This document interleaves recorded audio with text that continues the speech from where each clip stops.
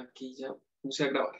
Bueno, entonces, bueno, vamos a estudiar, como ya lo hemos dicho innumerables veces, vamos a estudiar el libro de Santiago, ¿listo?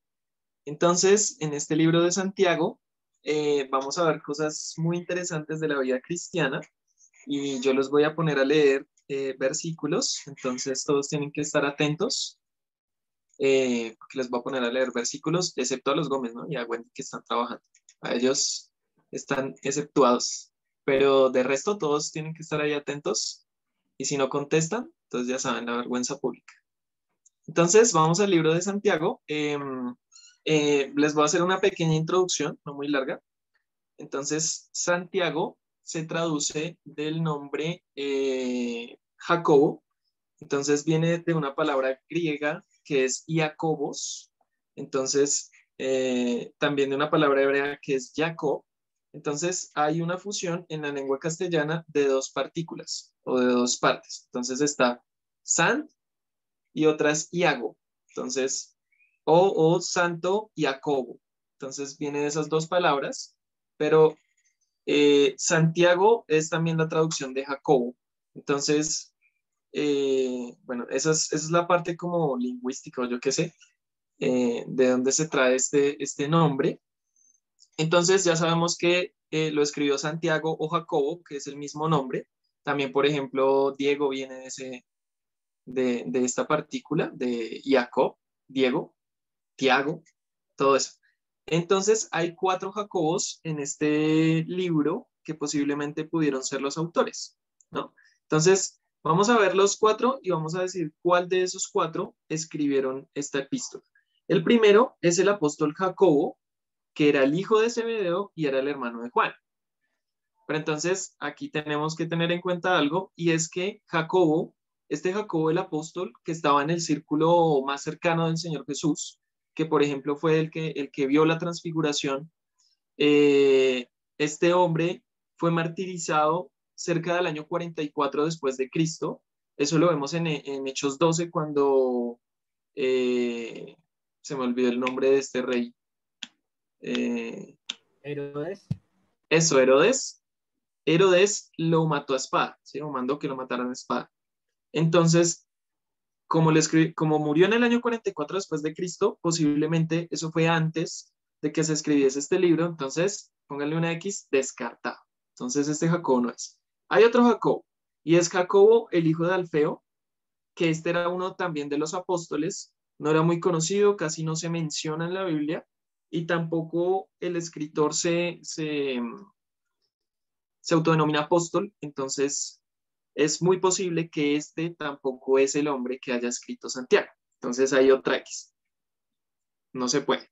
El tercero es Jacobo, el padre de Judas, que también se menciona en las escrituras, en los evangelios, que Judas no el Iscariote, sino otro de los apóstoles, pero pues este sí es menos conocido porque solo una vez en todo el Nuevo Testamento se menciona a este Jacobo, el padre de Judas. Entonces este es aún más desconocido, póngale otra X grande, grande, grande. Y está el cuarto, Jacobo, que es Jacobo, el medio hermano del Señor Jesús. Y este Jacobo, medio hermano del Señor Jesús, es casi seguramente el autor de nuestra epístola. Este hombre fue el medio hermano del Señor Jesús, como ya lo mencionamos, fue uno de los ancianos de la iglesia de Jerusalén, fue uno de los principales pilares de esa iglesia y es muy recordado, por ejemplo, en la historia por Josefo. ¿Alguien sabe quién es Josefo? Un historiador judío que no creyó en el Señor Jesús, pero que sabía. Ajá. Entonces, fíjense, y es interesante eso. Josefo era un historiador, pero él no era un creyente, era simplemente una persona que registraba la historia tal como acontecía.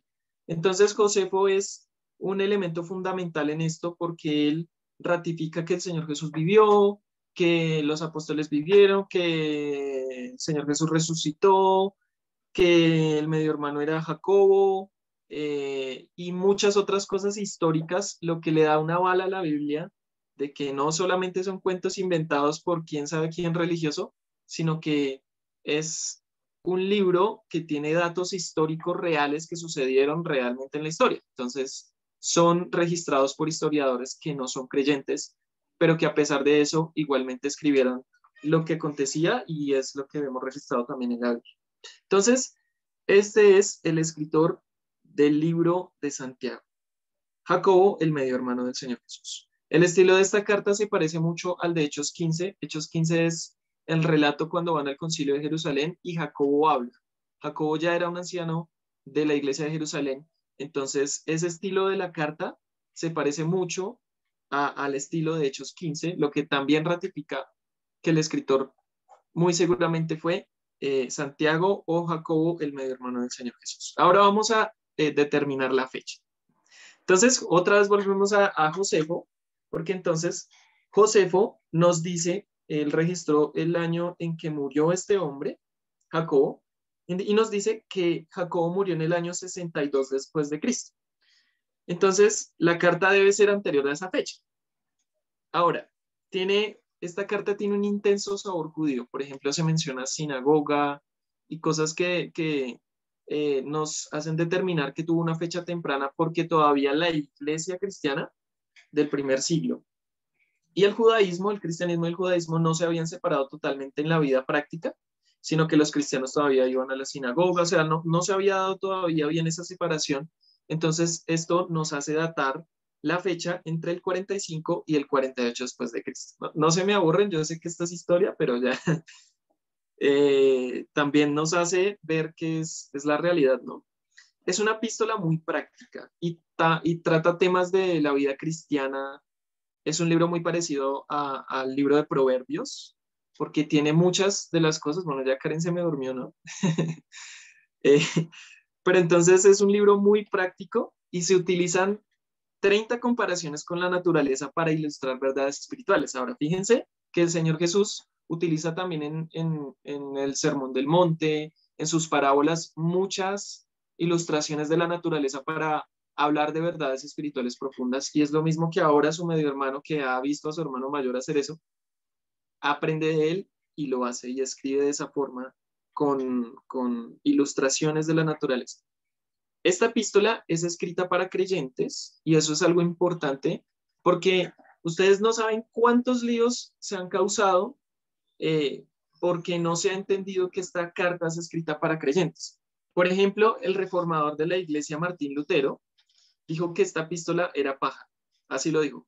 ¿Y saben por qué? Porque en esta epístola, en el capítulo 2, desde el versículo 14, empieza a hablar de las obras y de la fe y de que nuestra fe, dice acá, ¿de qué aprovechará si alguno tiene fe y no tiene obras? ¿Podrá la fe salvarle? Entonces, Martín Lutero, como no tenía claro esto, que esta carta era escrita para creyentes, entonces él empezó a pensar que esta carta era una farsa porque decía que la salvación era por obras, ¿sí? Que la fe se mantenía con las obras, lo cual no es cierto. Pero cuando lo vemos desde el contexto de que es escrito para creyentes, entendemos que las obras son un resultado de nuestra fe, ¿sí? Entonces, ustedes no saben cuántos líos se han armado por esto. Bueno, y ahora sí, entrando a lo que queremos ver en esta noche, entonces simplemente quiero compartirles aquí la pantalla para mostrarles lo que vamos a ver hoy, ¿no? Viviendo lo que creo. Es el título de esta serie de enseñanzas que vamos a ver sobre Santiago. Hoy vamos a ver Santiago 1 al 11. Y pues vamos a mirar cómo podemos poner en práctica todo eso que hemos aprendido, ¿no? Y hoy vamos a estar viendo en primer lugar el tema de las pruebas. Fíjense, hay un dicho popular que reza lo siguiente: un solo hecho vale más que 1000 palabras. Nosotros podemos decir muchas cosas, pero ¿qué es lo que vale? Las acciones, ¿sí?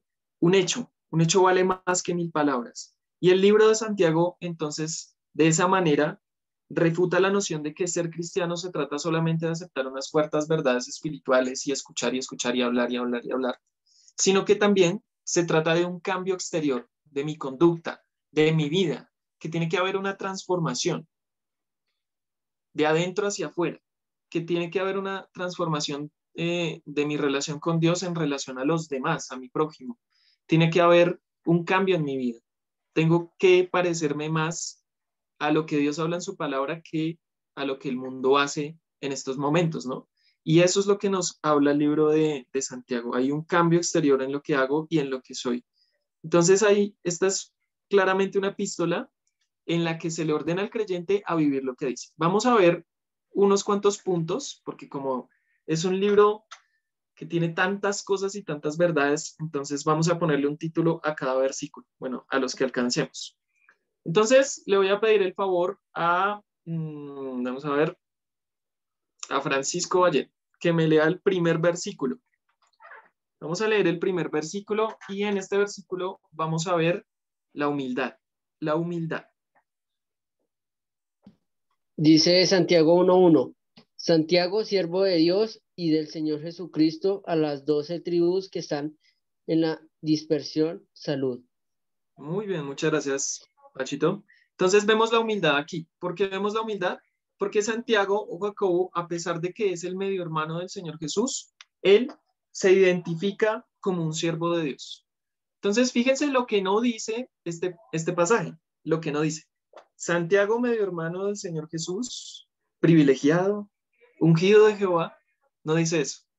Dice Santiago, siervo de Dios y del Señor Jesucristo. Santiago sabe que ha tenido una relación biológica con su hermano, el Señor Jesús, porque vienen de la misma madre, de María, pero él se identifica como un siervo. Y la palabra aquí para siervo, la palabra que ahí encuentran en el versículo 1 para siervo, es la palabra doulos.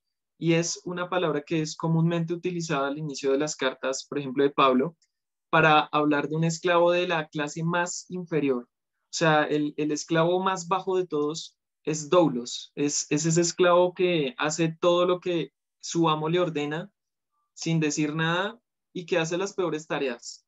Entonces, fíjense que aquí hay un cambio tremendo porque en los evangelios nos dice que ni siquiera los hermanos del Señor Jesús le creían. Nadie, o sea, ni siquiera los hermanos le creían. Pero seguramente después de que ellos ven que el Señor Jesús ha muerto y después ha resucitado y que todo esto es una verdad irrefutable, que la historia lo dice, que los hechos son así de esta manera, entonces Jacobo cree y ya no se identifica como el medio hermano del Señor Jesús, sino que se identifica como el siervo, o sea, como el esclavo del Señor Jesús. Y esto nos enseña algo, y es que nosotros no estamos identificados por lo que somos o por lo que tenemos, o porque tenemos un título profesional, o porque estudiamos X o Y carrera, o porque venimos de tal familia, o porque tenemos tales posesiones, o porque tengo una estabilidad económica. A mí no me define mi título profesional, a mí no me define mi trabajo. A mí lo que me define realmente es el hecho de ser un hijo de Dios por la gracia de Cristo como esclavo suyo. Eso es lo que nos define. Somos esclavos de Cristo. Todo el que ha creído en Cristo ha dejado de ser esclavo del pecado para ser esclavo de el Señor Jesús. Y eso es lo que nos dice Romanos. Nos dice que ya no servimos bajo el régimen de la letra y del pecado, sino que ahora servimos bajo el régimen del Espíritu. Pero es un régimen, o sea, somos esclavos, pero ahora esclavos para bien, ¿no? Porque nuestro amo es bueno. Antes el pecado, nuestro amo, era un amo malo. Ahora somos esclavos de Cristo. Y fíjense que la carta se dirige a las 12 tribus que están en la dispersión. Y esto nos habla de que estas 12 tribus nos hablan de Israel, pero nos está hablando de creyentes judíos, ¿sí? De creyentes judíos que fueron dispersados a varias partes del mundo. No se nos dice cómo fueron dispersados ni en qué momento sucedió, pero sabemos que Israel a lo largo de la historia ha sido dispersado a todas las naciones bajo el globo terráqueo. Y entonces, en algún momento, estos creyentes son dispersados y Santiago envía esta carta general a los creyentes judíos que están en el mundo entero. En este momento, para cuando se escribe esta carta, los creyentes eran en su mayoría judíos, porque el evangelio había salido de Jerusalén, quizás había estado en Judea, pero en el resto del mundo todavía no había llegado de una manera masiva. Entonces, la mayoría de los creyentes eran judíos. Por eso, Santiago le escribe a judíos que están en la dispersión o en la diáspora, es decir, en el resto del mundo. ¿Listo? Vamos al segundo punto. Entonces, a ver, Va a leer el segundo versículo. Diana, vas a leer el segundo versículo. El segundo versículo dice, hermanos míos, tened por sumo gozo cuando os halléis en diversas pruebas, sabiendo que la prueba de vuestra fe produce paciencia. Ay, me pasé, Te pasaste al siguiente punto. perdón. Pero bueno, en este segundo versículo vemos la prueba enfrentada con gozo. La prueba enfrentada con gozo. Y aquí comienza una sección y es la sección de la prueba y de la tentación. Fíjense en el versículo 2 que nos habla de prueba. Y esta palabra en el griego es la misma palabra que se utiliza en el versículo 12 para tentación. Bienaventurado el varón que soporta la tentación. Es decir, que estas dos palabras, tanto prueba como tentación, en el griego son la misma palabra. Pero, ¿cómo determinamos cuál es su significado? Porque el griego era un idioma que tenía múltiples significados y lo podríamos traducir de diversas formas. Entonces, vamos a traducirlo, es por el contexto. Por eso la Reina Valera toma en el versículo 2 la prueba y ya vamos a explicar cuál es la diferencia. Y en el versículo 12, la tentación, pero es la misma palabra. Entonces, ¿qué es una prueba? La prueba es entendida como una circunstancia que no viene de una consecuencia particular de un pecado que yo haya cometido. No es una consecuencia, sino que la prueba es una circunstancia que tiene el fin de descubrir lo que está en mi corazón. Es decir, hay algo en mi corazón que yo no puedo, ni siquiera yo mismo puedo conocer, porque soy un pecador que está velado muchas veces por su propio pecado y no entiende todo lo que está sucediendo alrededor, porque somos seres limitados. Pero entonces la prueba viene con el fin de descubrir lo que está en nuestro corazón y la prueba viene enviada por Dios. O sea, es una situación difícil que tiene el objetivo de mostrar lo que está en nuestro corazón y que viene de parte de Dios y examina la realidad de nuestra fe. Eso es una prueba, algo que examina la realidad de nuestra fe. Cuando viene la prueba, entonces ahí nuestras convicciones son movidas, porque nosotros nos creemos muy buenos creyentes, pero cuando viene la prueba, uy, ahí sí sabemos en dónde estamos realmente, ¿sí? Antes, difícil saber. Pero entonces, vamos a meterle personajes a esto. Entonces, la prueba va a ser nuestro primer personaje. Hagamos de cuenta que prueba es una persona. Y vamos a integrar otras personas que vienen acompañadas de la prueba. Entonces, fíjense la primera persona que viene acompañada de prueba. Entonces, prueba coge de la mano a rebeldía. Y rebeldía es la primera persona. Cuando nosotros enfrentamos la prueba, van a salir diversas motivaciones o características de nuestro ser que van a determinar cómo estamos en la prueba. Entonces, ¿qué cosas podemos nosotros como creyentes mostrar en la prueba? En primer lugar, vemos a rebeldía. ¿Quién es rebeldía? Rebeldía es una persona que siempre busca emprender un espíritu de desafío contra lo que Dios ha permitido. Entonces, prueba siempre se pone bravo porque ha venido la prueba.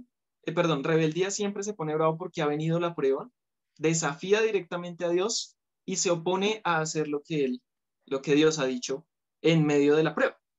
El segundo personaje es desaliento. Entonces, fíjense lo que pasa con desaliento. Cuando viene la prueba y nos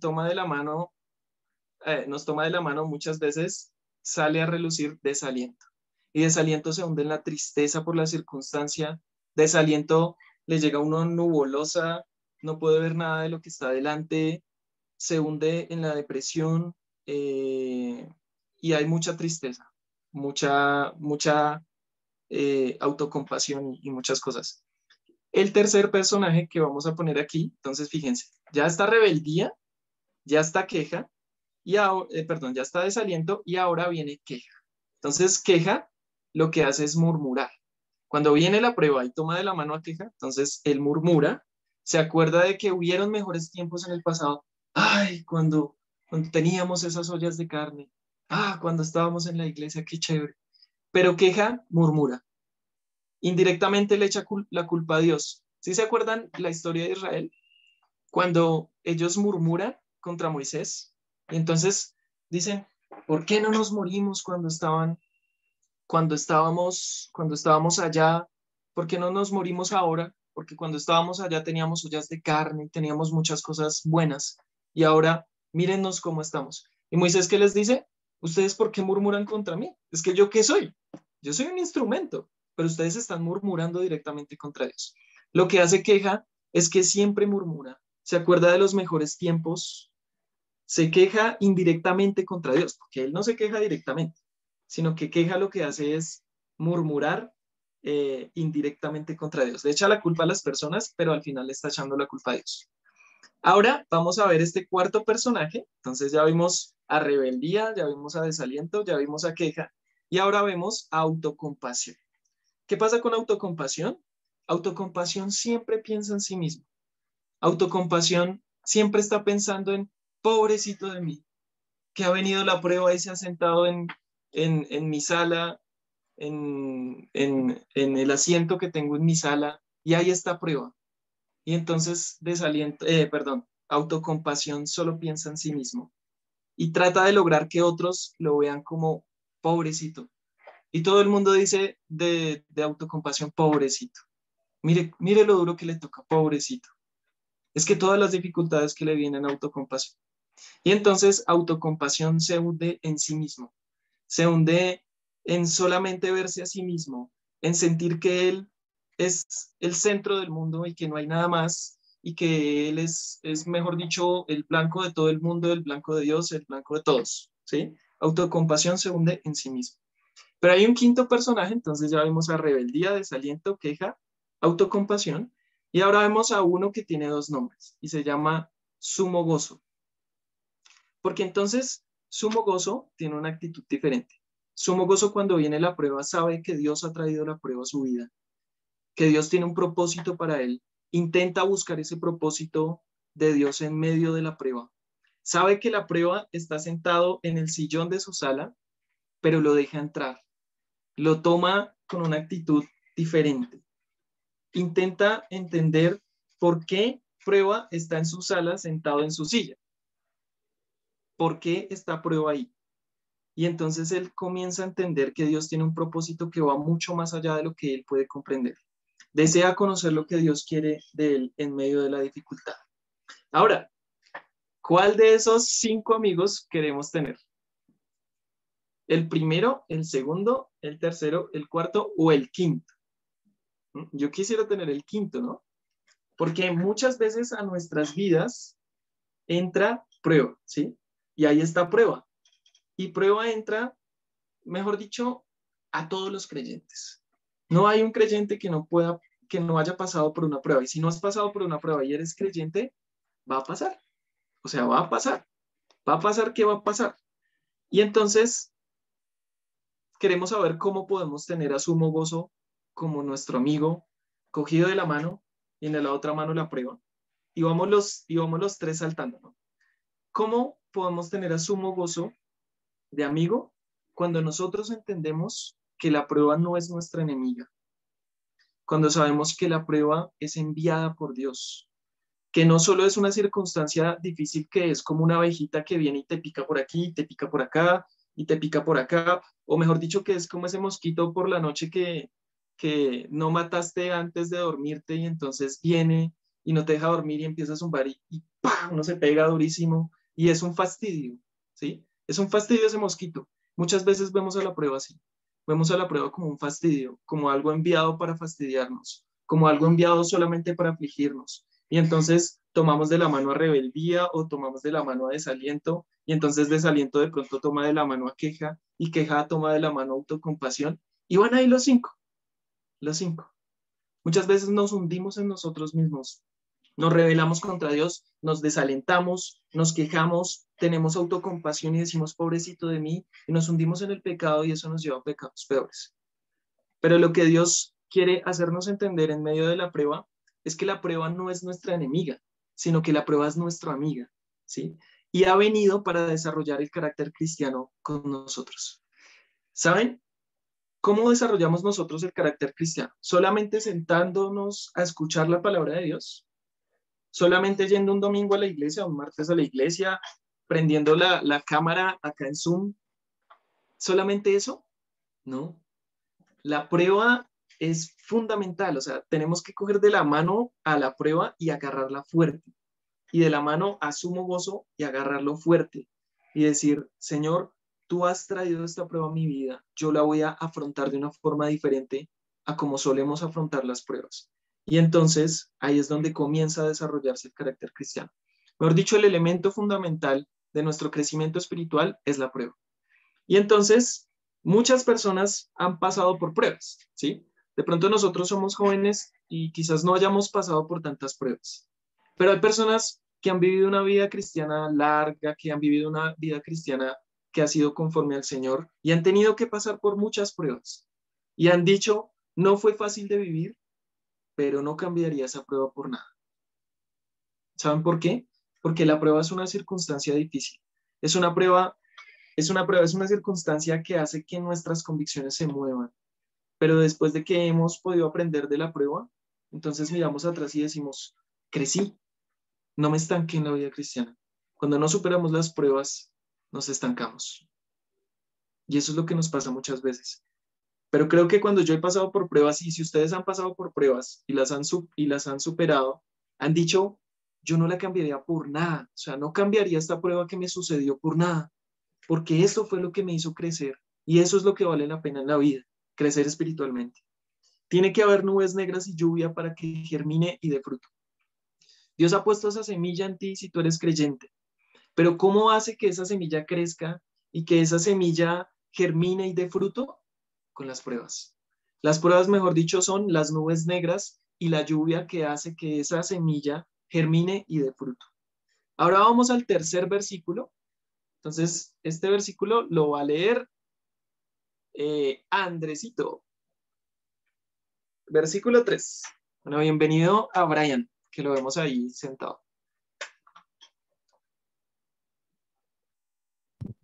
Dice, porque ustedes saben que siempre que se pone a prueba la fe, la constancia tiene una oportunidad para desarrollarse. Mejor dicho, no pudo haber sido.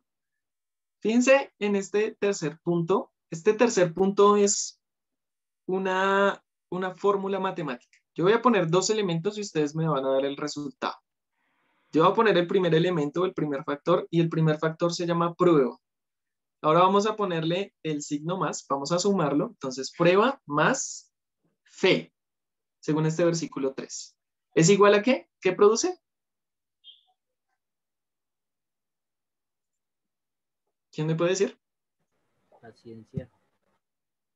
¿Cómo? En esta versión dice la constancia. Ajá. Paciencia. Constancia o paciencia. Fíjense que esta es una fórmula matemática. Prueba más fe igual a paciencia, o prueba más fe igual a constancia. Creo que la mejor traducción es constancia porque nos habla no solamente de, nosotros entendemos muchas veces la paciencia como, mejor dicho, me amargo la vida aquí esperando, pero espero. Pero en realidad la constancia nos habla de que es una paciencia en la esperanza. O sea, es una paciencia en gozo. Es una paciencia que no se amarga en las circunstancias, sino que es una paciencia que sabe que Dios tiene un propósito más allá. Los cristianos, como lo decía, nos creemos muy buenos hasta que somos probados. Porque en el momento de la prueba, entonces, en ese momento, la fe entra en crisis. Cuando la prueba viene, entonces la fe entra en crisis. Las convicciones que tenemos y que decíamos, mejor dicho, muero por esta convicción, entonces comienzan a moverse. Pedro, ¿me vas a negar esta noche? No, Señor, yo jamás te negaría. Yo sería capaz de ir a la muerte por ti. Mira, estos días te van a negar, sí, pero yo jamás te negaría. Pero Pedro estaba seguro, estaba completamente seguro de que él iba a superar la prueba. Pero lo que él no entendía es que cuando viene la prueba, entonces la fe se mueve, las convicciones son movidas, la carne es débil y por eso no podemos confiar en nosotros mismos. Porque muchas veces lo que Dios tiene que hacer es tomar el martillo y tomar el cincel en una roca que no tiene ninguna forma y comenzar a dar la forma. Pero en cada picadita te duele. Señor, no más. Pero tiene que seguir, porque si no, entonces, ¿cómo le va a dar la figura a la piedra? Tienen que haber las pruebas. Tienen que haber circunstancias difíciles en nuestra vida que haga que nuestra fe sea examinada a la realidad de las circunstancias. Porque cuando todos estamos bien, cuando todos estamos en circunstancias fáciles de asimilar, entonces nosotros creemos que nuestra fe está bien. Pero cuando vienen las pruebas, ahí es donde se prueba nuestra fe. Ahí es donde la fe se ve en realidad lo que es. Ahora, muchas personas han dicho, una vez una persona dijo, y esta persona no es creyente, dijo, sin problemas no hay progreso. Y eso es verdad. Cuando en la historia de la humanidad es ratificado que cuando hay momentos de solamente paz y tranquilidad, no hay progreso. En cambio, cuando vienen las dificultades a las naciones, por ejemplo, me acuerdo de una historia, bueno, creo que fue un incendio en Londres en el siglo XIX o siglo XVIII.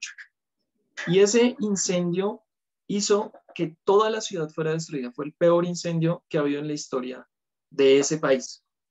Y entonces, lo que hicieron ellos fue, después del incendio, comenzar a reconstruir las casas. Y ya no las construyeron de madera, ya no las construyeron con cosas inflamables, sino que construyeron una nueva ciudad mucho más modernizada. Fíjense cómo trajo esa modernización, qué resultado trajo o cómo fue concebida por medio del problema. Se incendió la ciudad, pero entonces la reconstruyeron y la reconstruyeron mejor para que eso no volviera a pasar. Y eso es lo que nosotros tenemos que hacer en medio de la prueba. Y este mismo hombre que decía sin problemas no hay progreso, decía, a mí no me gustan las buenas noticias, me gustan los problemas. ¿Sí? Pues aquí yo no voy a decir, venga, ¿quién quiere problemas en su vida? Y todos me van aquí a levantar la mano, ¿cierto? No, eso no va a pasar, o sea, no queremos problemas en nuestra vida, pero la verdad es que los problemas son esa semilla que Dios utiliza para que nosotros demos fruto en nuestra vida. Sin problemas no desarrollaríamos la paciencia ni la perseverancia. Y la prueba, por eso es imprescindible para nuestro crecimiento espiritual. La prueba es imprescindible. Versículo 4. Lo va a leer Felipe. Versículo 4. Dice, mas tenga la paciencia su obra completa para que seáis perfectos y cabales, sin que os falte cosa alguna. Entonces, fíjense, mas tenga la paciencia su obra completa. Entonces, ¿qué es lo que pasa cuando nosotros enfrentamos, cuando tenemos esta fórmula matemática prueba más fe? Pues hay perseverancia, ¿sí? Y la perseverancia tiene una obra completa, o sea, va hacia la perfección, va hacia dos características. Fíjense lo que dice en ese versículo 4b, para que seáis perfectos, y esto no nos habla de que vamos a ser, mejor dicho, los santurrones, los que nunca van a pecar. Mejor dicho, aquí me va a salir una nubecita y voy a empezar a levitar. No. La perfección no existe en el sentido para nosotros en este mundo, porque tenemos la naturaleza pecaminosa, ¿sí? Vamos a seguir pecando. Pero la perfección aquí habla de madurez, de saber que cuando peco me arrepiento, de poder seguir en la vida cristiana, de aprender de las pruebas. Y cabales, que nos habla de estar completo, o sea, de que no me falta nada, de que si estoy en la prueba yo sé que Cristo está por mí y Él me va a ayudar y en medio de la prueba muchas veces ni siquiera se va a acabar la prueba, pero Dios me va a dar la gracia para seguir. Y en ese sentido estoy completo, dice, sin que os falte cosa alguna. Cuando nosotros tomamos entonces de la mano, en una mano tomamos a prueba y en la otra mano tomamos a sumo gozo, entonces, ¿qué pasa? La paciencia crece. La paciencia crece y el carácter cristiano se desarrolla. Si queremos ser creyentes firmes, o más bien, les voy a hacer la pregunta. ¿Queremos ser creyentes firmes y constantes y de utilidad para el Señor? ¿Sí o no? A ver, que levante la mano el que quiera ser un creyente firme y de utilidad para el Señor. Pero los veo levantando esa mano, mejor dicho, como así. Hasta arriba, hasta arriba. Bien, bien. Entonces, queremos ser creyentes constantes, queremos ser creyentes que crezcan en la vida cristiana. Queremos ser creyentes firmes y de utilidad, maduros y completos. ¿Qué necesitamos entonces? Necesitamos paciencia en la prueba. Necesitamos constancia en la prueba. Constancia en la prueba. Pero en la prueba, no solamente en la circunstancia difícil. Muchas veces lo que hacemos cuando viene la circunstancia difícil es que nos alejamos. Nos alejamos de la iglesia, nos alejamos de la palabra de Dios, nos alejamos de los hermanos, nos alejamos de todo lo que tenga que ver con la palabra de Dios. Cuando deberíamos estar haciendo todo lo contrario. Es cuando más nos debemos acercar. Sí, de pronto nos sentimos abatidos, nos sentimos miserables, porque eso es lo que pasaba, por ejemplo, en los Salmos con el rey David. Se sentía miserable. Sí, muchas veces nos vamos a sentir miserables en la prueba. Vamos a sentir que no tiene salida, vamos a experimentar lo que un ser humano usualmente experimenta. Y no porque seamos cristianos vamos a dejar de experimentar temor o vamos a dejar de experimentar ansiedad o vamos a tener esas características que vienen de la naturaleza humana, caída. No, vamos a experimentar esas cosas. Pero la cuestión aquí es entonces entender que ya no estoy esclavo de esas cosas, sino que ahora tengo a Cristo y que ahora tengo que tener paciencia y perseverancia en la prueba. Sumo gozo y prueba. En una mano prueba, en la otra mano sumo gozo. Porque lo que muchas veces hacemos con la prueba es que le ponemos trabas. Porque entonces llega la circunstancia difícil a nuestras vidas. Entonces llega la circunstancia difícil y ¿qué pasa? Nos alejamos del Señor. O queremos salir como sea de esa circunstancia porque es que no entiendo por qué me está pasando esto. Si yo soy creyente, si yo soy hijo de Dios, ¿por qué a mí me pasan estas cosas? Muchas veces pensamos así. Muchas veces decimos, porque Dios no hace nada si es tan poderoso. Si Dios está por aquel que le ama y que le quiere servir, ¿por qué Dios me manda esta circunstancia? ¿O será que es que yo pequé? ¿Qué fue lo que pasó? ¿Soy creyente de verdad? O sea, muchas cosas uno se llega a preguntar en medio de la prueba porque las convicciones se mueven. Muchas veces ponemos trabas y con eso lo único que conseguimos es solamente prolongar la prueba. Muchas veces salimos de una prueba fácilmente, ¿sí? Queremos salir de la prueba porque no entendemos y salimos de cualquier manera, de una manera humana, pero lo que hacemos es decirle a Dios, Señor, tráeme otra prueba más difícil, porque adivina qué cosa nunca va a pasar. Dios nunca se va a rendir contigo. Entonces, si tú no aprendiste en esta, vas a tener que aprender en otra. Y si no aprendiste en esa, pues vas a tener, o sea, mejor dicho, Dios te va a tener ahí hasta que forme el carácter de Cristo en ti y pueda cumplir estas dos cosas, perfectos y cabales. Por eso decía el apóstol Pablo que el que comenzó en vosotros la buena obra la perfeccionará. ¿Cómo la perfeccionará? A través de las pruebas. A través de las pruebas. No queramos poner trabas a las pruebas que Dios nos ha puesto. Si Dios nos ha puesto pruebas, no queramos salir a la forma humana. Orémosle a Dios. Eso es lo que vamos a ver ahora. Algunas pruebas de la vida son quitadas cuando hemos aprendido la lección. Pero muchas veces, otras veces, las pruebas no son quitadas jamás. Muchas veces, por ejemplo, una enfermedad, otro tipo de circunstancia como la que le sucedía al apóstol Pablo, y el apóstol Pablo dice, le he rogado 3 veces al Señor que quite de mí este aguijón en la carne. Y él me ha dicho, basta, que mi gracia te sea suficiente, porque yo me perfecciono en medio de la debilidad. Por eso Pablo dice, entonces de buena gana me gloriaré más bien en mis debilidades para que repose sobre mí el poder de Cristo.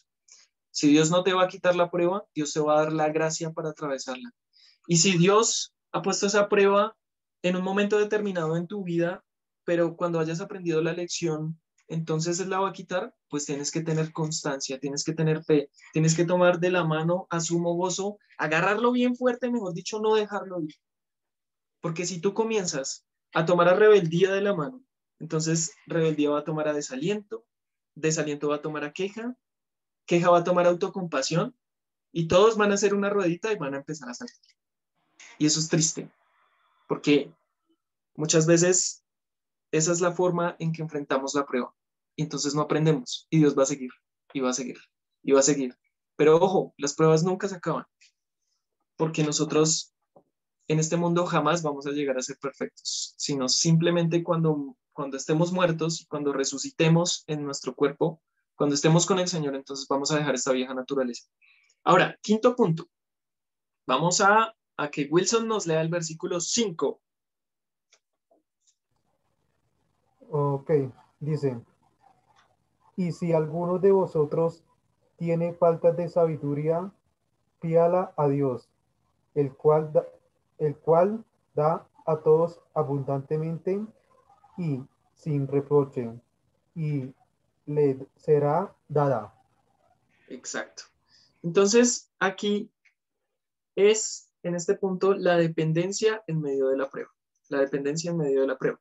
Entonces, aquí Jacobo, el medio hermano del Señor Jesús, el siervo de Cristo, tiene otro imperativo porque vamos a encontrar en el libro de Santiago muchos imperativos, es decir, órdenes que se le da a los creyentes. Es el libro del Nuevo Testamento que más imperativos tiene, que más órdenes al creyente tiene.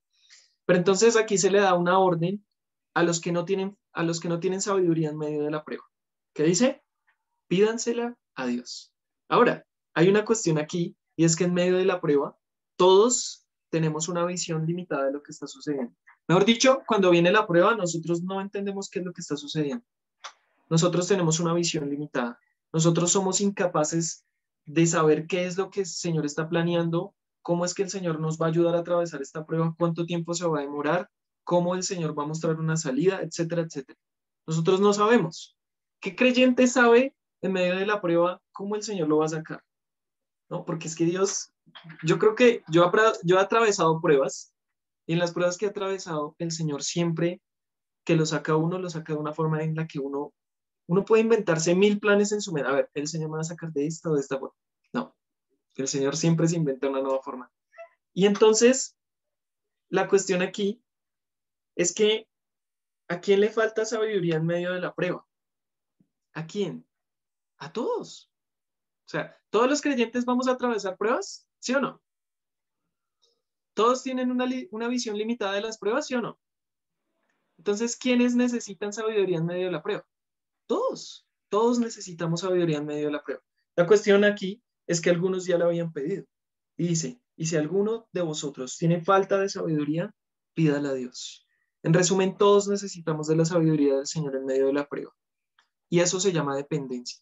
Eso se llama no confiar en mis propias capacidades para salir de la prueba, diciendo, Señor, tranquilo, déjame esto a mí. Mira, yo esto sí lo sé hacer, ¿sí? Yo sé cómo salir de esta prueba. Pero la cuestión es que Dios no quiere eso. Porque eso fue lo que le pasó al apóstol Pedro. Cuando él estaba en ese momento, el Señor Jesús le dice, Satanás te ha pedido para zarandearos como a trigo. Porque entonces Pedro tenía una autoconfianza, pero estaba seguro en su propia humanidad de que él no le iba a fallar al Señor. Señor, mira, ellos te pueden negar, yo no, jamás te negaría, yo muero por ti. Y al siguiente minuto, ¿qué estaba haciendo? Estaba durmiendo, estaba roncando en Getsemaní cuando el Señor Jesús le había dicho, ¿no pueden ni siquiera velar por una hora? Pedro, tú que has dicho que vas a morir por mí, ¿no puedes ni siquiera velar una hora en oración? Porque Pedro estaba autoconfiado. Eso es lo que nos pasa en medio de la prueba. Estamos autoconfiados. Nos creemos que podemos salir por nosotros mismos. Y la cuestión es que Dios lo que quiere es que le pidamos sabiduría en oración a Él. Porque al final ese es el elemento fundamental de la paciencia, la dependencia en Dios. ¿Cómo tú puedes llegar a tener perseverancia? No, Señor, yo puedo aguantar lo que no está escrito. No. La cuestión aquí es que la perseverancia solo puede ser cultivada con la dependencia del Señor. Cuando tú no pasas tiempo con la palabra de Dios diariamente, cuando tú no pasas tiempo en oración, cuando tú te la pasas haciendo otras actividades y jamás le dedicas tiempo al Señor, mira, la prueba ya la perdiste. Y entonces Dios va a poner otra y otra prueba hasta que entiendas que tienes que depender del Señor y que esa dependencia es diaria, es día a día, momento a momento, tanto en la palabra de Dios como en oración, como en las circunstancias. Tengo que depender del Señor. Si tú no pasas tiempo con la palabra de Dios, yo te puedo asegurar que la prueba ya está perdida y que Dios va a seguir insistiendo hasta que logre el objetivo de que tú seas perfecto y cabal, maduro y completo en él. Entonces, la cuestión aquí de la sabiduría es ¿qué es sabiduría? ¿Sí? Porque decimos ¿qué es sabiduría? Y no es solamente mera información del futuro. No es que venga, le voy a leer el café o alguna cosa así, le voy a decir el futuro y vea, usted va a salir de esta prueba y Dios te va a dar toda la información y ya, mejor dicho, no es así, sino que es poder escudriñar la mente de Dios. La sabiduría es poder escudriñar la mente de Dios, tener la capacidad de comprender por encima de lo físico, de lo terrenal, por encima de las circunstancias que estoy viviendo, cuál debe ser mi manera de pensar y de actuar y de aceptar que sus planes están por encima de los míos. Eso es obtener sabiduría de Dios. Ahora, la Biblia no da respuestas detalladas para los problemas cotidianos de nuestra vida. Mejor dicho, un día de pronto Andrés salió, iba en el carrito y ¡pum! Se estrelló. Entonces se estrelló y se le dañó la parte delantera del carro. Entonces él abre la Biblia y dice, mira Andrés, cuando te estrelles, tienes que hacer esto. Eso dice la palabra de Dios, nos da información detallada de nuestras actividades diarias. No, o sea, Dios no me va a resolver los problemas cotidianos de mi vida cuando yo abro la Biblia. En ese sentido, ¿no? No da respuestas detalladas para problemas específicos de la vida. En cambio, nos da principios generales, nos da historias, nos da algunos acontecimientos que sucedieron y cosas que podemos aprender, pero que necesitamos la sabiduría de Dios para saber cómo aplicar lo que Dios me habla en comunión con Él, cuando yo estoy en comunión con Él, con la iglesia, cuando yo estoy en oración, cuando yo paso tiempo con la palabra de Dios. Yo tengo que saber cómo puedo tomar este pasaje bíblico y aplicarlo a lo que yo estoy viviendo en este momento de mi vida. No es la misma circunstancia, ¿sí? Acá no me dice qué prueba es. Acá dice, tened por sumo gozo cuando os halléis en diversas pruebas. Puede ser una prueba pequeña, puede ser una prueba grande, está hablando de las pruebas en general. ¿Cómo entonces yo puedo aplicar esta palabra de Dios a mi vida, a la prueba que está pasando en mi vida en este momento? Pues entonces esa es la sabiduría que Dios te va a dar cuando se la pides. Cuando se la pides en dependencia. Pedir por sabiduría entonces es rogar por su intervención para que Dios en medio de la prueba me pueda mostrar lo que yo debo hacer. Es relacionar lo que Dios me habla en comunión a lo que me está sucediendo y saber cómo comportarme y no salir corriendo. Porque ¿saben qué pasa? Cuando nosotros experimentamos una prueba sin comunión con Dios, salimos corriendo de esa prueba. Porque no entendemos. No entendemos, ¿no? No podemos saber por qué está sucediendo lo que está sucediendo. Pero cuando nosotros pasamos tiempo con Dios en comunión, Él nos prepara para la prueba. Él nos prepara para la prueba y en medio de la prueba nos ayuda a transitarla. Mejor dicho, Él te toma de la mano y Él va contigo en medio de la prueba. Él ya sabe cuál es el final. Él ya llegó al final. Él ya volvió y ahora va contigo de la mano para que tú atravieses la prueba. Y ahora ya vamos a terminar, ¿no? No se me duerma. El sexto punto. Entonces lo va a leer Verónica. Sexto versículo.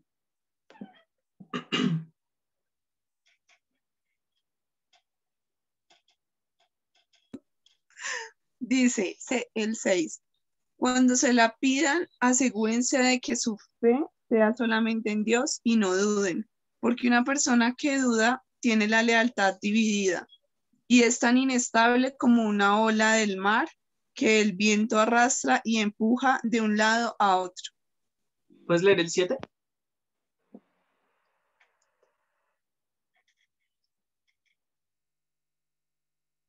¿El 7 lo puedes leer? ¿Me escuchas? ¿Me escuchan? ¿No? Que si puedes leer el 7, Vero. Ah, ok. No alcancé a escuchar. Bueno. Listo. El 7 dice, esas personas no deberían esperar nada del Señor. Entonces, fíjense acá este siguiente punto. Es el séptimo punto. En primer lugar, vemos que la duda es el mayor obstáculo. ¿Me escucharon? Sí, te escuchamos, sí. Sí. Sí. Bueno, entonces, acá lo que vemos es que la duda es el mayor obstáculo y que la lealtad dividida es el fracaso. Fíjense, versículo 8, voy a leerlo yo. Dice, el hombre de doble ánimo es inconstante en todos sus caminos. Pero entonces en el versículo 6 vemos un requisito para la dependencia de Dios. ¿Cuál es ese requisito? ¿Quién me puede decir cuál es el requisito para depender de Dios en este versículo 6? ¿Cuál creen que es ese punto principal?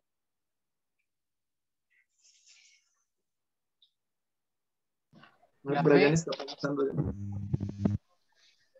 No dudar. Exacto, la fe. La fe. Entonces, la fe. Uno no se puede ir por la vida debatiéndose entre creer y no creer, porque cuando nosotros nos debatimos entre esas dos cosas, muchas veces estamos como la ola del mar, arrastrados de un lado al otro. Es decir, en un momento estamos alegres y contentos diciendo, yo sé que el Señor tiene un propósito en medio de esta prueba y que esta circunstancia difícil, yo sé que Dios está por mí, etcétera, etcétera. Pero entonces al siguiente minuto estamos dudando, estamos desesperados creyendo que Dios nos abandonó en medio de la prueba. Y eso se llama duda. Eso se llama duda. Por eso el requisito para la dependencia es la fe, es confiar en Dios. Hay un libro que se llama El Dr. Jekyll y Mr. Hyde. ¿Alguien se ha leído ese libro? ¿El Dr. Jekyll y Mr. Hyde? ¿No? Es un libro buenísimo. Pero entonces en este libro nos habla de un personaje y este personaje tiene un trastorno de bipolaridad. Es decir, que tiene una doble personalidad, pero tiene una doble personalidad a tal punto que en la mañana él es el Dr. Jekyll, una persona tranquila, una persona calmada, una persona que es una persona serena, pero cuando llega la noche él se convierte en Mr. Hyde. Y Mr. Hyde, espero no estarlos confundiendo, que no sea al revés. Mr. Hyde es una persona que pelea, es una persona efusiva, es una persona totalmente diferente. Y muchas veces estamos así, o sea, muchas veces estamos entre creer y no creer, entre la esperanza y la duda. Muchas veces estamos en la alegría y al momento en la tristeza. Estamos felices y al otro momento en la rebeldía. Y así no la pasamos. Y el problema es que cuando nosotros practicamos esa duda, ese ir arrastrados de un lado al otro y entonces la ola se golpea contra las rocas y después va para allá y otra vez se golpea. Y estamos así. Y Dios dice ahí en el versículo 6 que el que duda es semejante a la onda del mar, que es arrastrada por el viento y echada de una parte a otra. No piense pues quien tal haga, que recibirá cosa alguna del Señor. ¿Tú quieres tener sabiduría?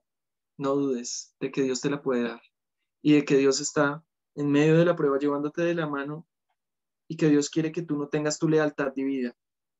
Versículo 8, el hombre de doble ánimo es inconstante en todos sus caminos. Doble ánimo es como el Dr. Jekyll y Mr. Hyde, doble. Y esto nos habla de una lealtad dividida entre Dios y entre mi carne. Muchas veces le creo a Dios y otras veces le creo a mi carne. Muchas veces le creo a Dios, otras veces le creo a mí. Muchas veces estoy en comunión con Dios y al otro momento, por el piso. Y eso no sucede, ¿sí o no? La cuestión es que el que tiene su lealtad dividida, afirmando creer en Dios, pero dudando de su misericordia, en medio de la prueba, es inconstante. Es una persona inconstante. Y este creyente no puede atravesar la prueba, ni tampoco puede aprender nada porque su duda lo lleva arrastrado a la incredulidad y la incredulidad lo lleva arrastrado a otro tipo de pecados. No creas que la incredulidad es simplemente incredulidad y ya, se acabó. No, la incredulidad te va a llevar a pecados peores. ¿Sí? Entonces, ¿qué es lo que Dios quiere de nosotros en medio de la prueba? Que llevemos tomados de la mano a su gozo. Porque cuando dudamos, entonces nos llevamos arrastrados a la incredulidad. Y entonces la incredulidad nos lleva arrastrados a la queja. Y la incredulidad y la queja nos lleva arrastrados a la autocompasión. Pobrecito de mí, es que a mí sí que me pasan cosas malas. Y entonces la incredulidad, la queja y la autocompasión me llevan a la rebeldía. Y me la paso así.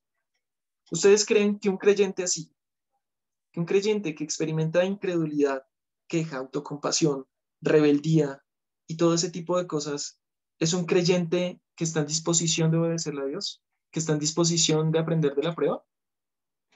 No, no. Es una persona que va a tener que seguir pasando por las pruebas. Todos vamos a seguir pasando por las pruebas, pero Dios va a seguir insistiendo y Dios va a seguir quebrantando el orgullo. Y no podemos recibir la sabiduría de Dios muchas veces porque cuando nos es dada, no es que Dios aquí nos diga, bueno, entonces al que yo quiera darle sabiduría se la doy en medio de la prueba y a otros los voy a dejar sin sabiduría y a ver cómo se las arregla. No, lo que pasa es que cuando alguien no tiene fe, como hemos dicho, esa incredulidad lo lleva a otro tipo de pecados. Y como hemos dicho, una persona así no va a aprender de la prueba. Entonces, ¿de qué le sirve recibir la sabiduría de Dios si cuando la reciba, entonces no la va a creer, no la va a obedecer, porque no está en disposición de hacerlo?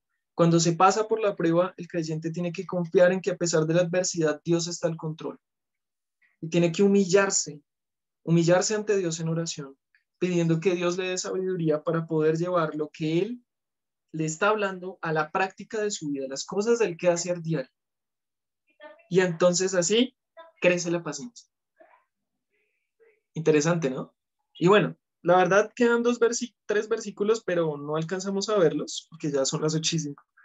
Pero entonces estos versículos 9 al 11 no nos introducen en un nuevo tema, porque dice, el hermano que es de humilde condición, gloríese en su exaltación. Pero el que es rico en su humillación, porque él pasará como la flor de la hierba.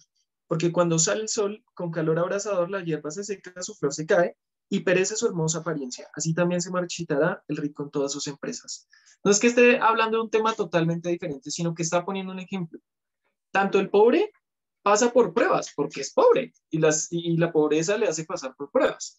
Pero el que es rico también pasa por pruebas, porque Dios lo va a humillar, porque Dios tiene que humillar el orgullo del rico, creyente, ¿sí? Estamos hablando de creyentes, ¿no?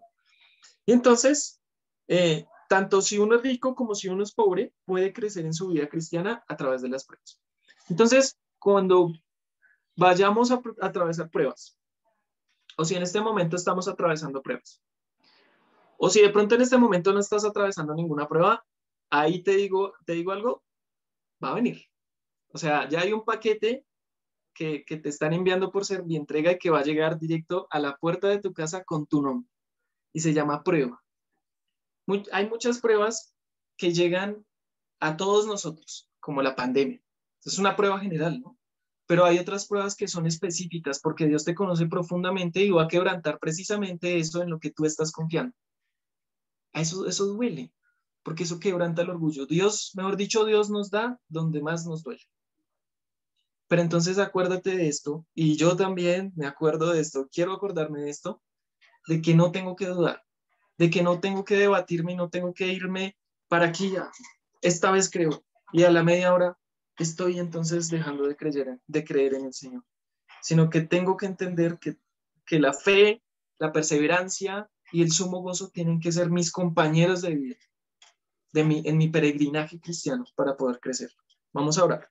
Estamos agradecidos, Señor, porque permites las pruebas. Y Pablo decía a los filipenses que no solo se nos ha dado el regalo de la vida eterna, sino se nos ha dado también el regalo de sufrir por Cristo.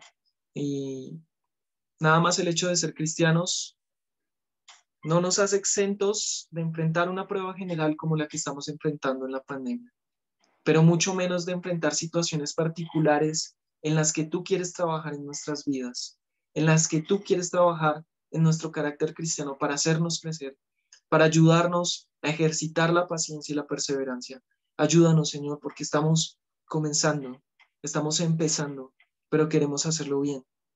Queremos poder aprender, queremos poder tener tu sabiduría, queremos poder corregir los errores que hemos cometido en medio de las pruebas y queremos ser perfeccionados a la imagen de Cristo. Te damos gracias en el nombre de Jesús. Amén. Muy bien, muchas gracias por escucharme todo este tiempo. Hablé mucho, pero es que era bastante tema, ¿no? Me sabrán entender. Muchísimas gracias, Sebas.